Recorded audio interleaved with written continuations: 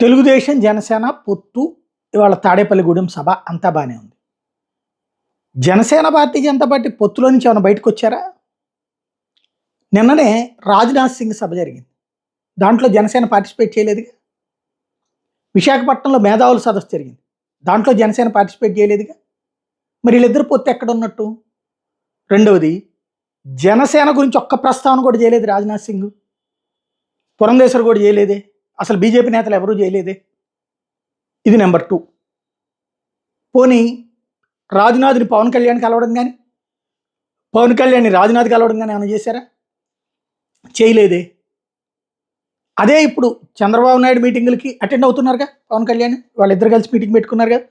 సరే, అలా ఇద్దరు కలవకపోయినా జనసేన సభలకి తెలుగుదేశం జెండాలతో, తెలుగుదేశం సభలకి జనసేన జెండాలతో వెళ్తున్నారుగా. మరి ఇక్కడ బీజేపీ సభలకి ఎందుకు వెళ్ళాలా? అప్పుడు పొత్తున్నట్టేంటి? ఒక ఆస్పెక్ట్. రెండోది, మరి అంటే కేవలం తెలుగుదేశంతో అయితేనే అంతగా డీప్గా వెళ్తాం, జనసేన భారతీయ జనతా పార్టీ అంటే అంత వెధవేత్తంగా కనబడుతుందా? ఇంకొక పాయింట్, భారతీయ జనతా పార్టీతో పొత్తున్న పాయింట్ చంద్రబాబు ఒక్క ముట్ట మాట్లాడాల తాడేపల్లిగూడెం సభ. కానీ పవన్ కళ్యాణ్ చెప్తున్నాడు పొత్తు గురించి మాట్లాడుతున్నాం అన్నట్టు. ఆయన అసలు ఇంతవరకు పిలవలేదు అక్కడ.